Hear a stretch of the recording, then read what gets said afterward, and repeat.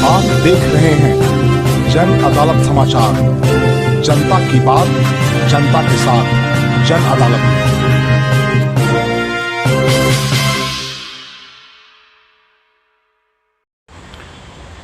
मैंने दिल्ली हाईकोर्ट में PIL file किया है और मांग किया है कि ये जो 2000 की नोट बदलने का कार्यक्रम शुरू हुआ है, ये केवल बैंक के खाते में ही जमा किया जाए।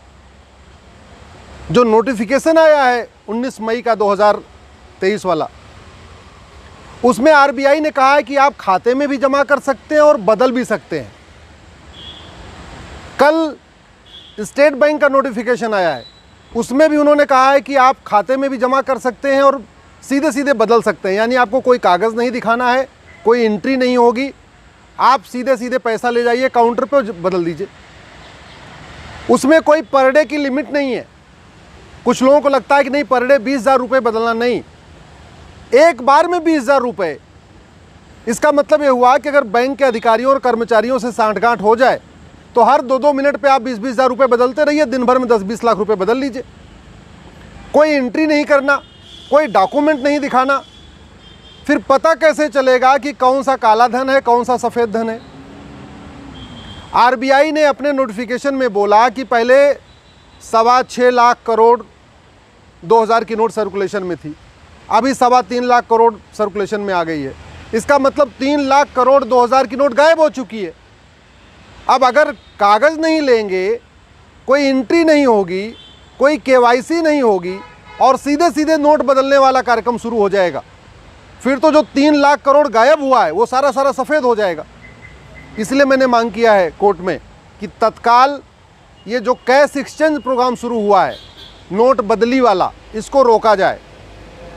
भारत में इस समय 130 करोड़ आधार बन चुका है, तो कोई ये नहीं कह सकता कि हमारे पास कोई डॉक्यूमेंट नहीं है दिखाने के लिए। सबके पास आधार है।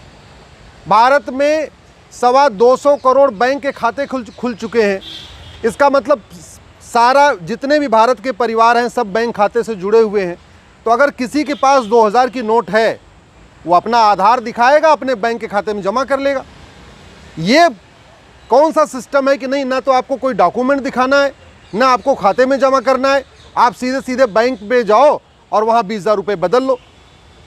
पर डे की कोई लिमिट नहीं है, यानी 5-5 मिनट के अंतर पे आप 20,000 रुपये बदलते जाओ।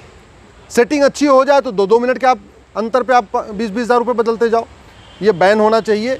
अगर इसको नहीं रोका गया तो ये जो 3 लाख करोड़ रुपए गायब हुआ है 2000 की नोट वाला, ये सारा का सारा दोबारा फिर से वाइट हो जाएगा और सरकार को पता भी नहीं चलेगा, ना आरबीआई को पता चलेगा कि कौन सा ब्लैक मनी है, कौन सा वाइट मनी है। इसलिए मैंने मांग किया इस पर तत्काल रोक लगे। ये बात समझ में नहीं आ रहा है कि जब हमने पिछली बार देखा था, जब 2016 में, कि बैंक के कर्मचारियों और अधिकारियों ने 20% कमीशन लेके नोट बदली किया था, फिर सेम वही रूल इस बार क्यों दे दिया है? सेम वही फार्मूला क्यों कर दिया है? 30 करोड़ बैंक के, इस समय भारत में 30 करोड़ परिवार हैं, 130 करोड़ आधार है, यानी हर परिवार के पास 3-4 आधार है। 30 करोड़ भारत में परिवार रहते हैं और 225 करोड़ बैंक खाते हैं। 48 करोड़ तो जनधन का खाता है, यानी गरीब से गरीब आदमी भी बैंक से जुड़ा हुआ है।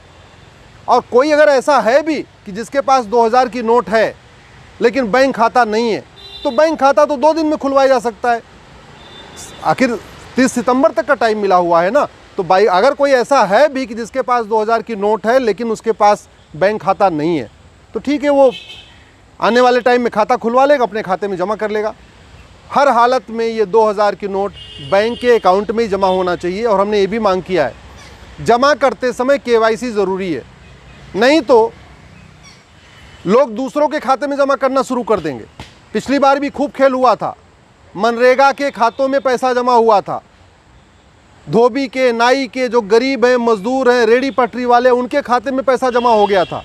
अगर जमा करते समय केवाईसी नहीं होगा तो स्वाभाविक सी बात है, ये जो काले कुबेर हैं, जो सफ़ेद पोस हैं, ये दूसरों के खाते में पैसा जमा करेंगे और दोबारा फिर से उनसे वापस निकलवा लेंगे। इसलिए इसको बंद करना तत्काल ज़रूरी है।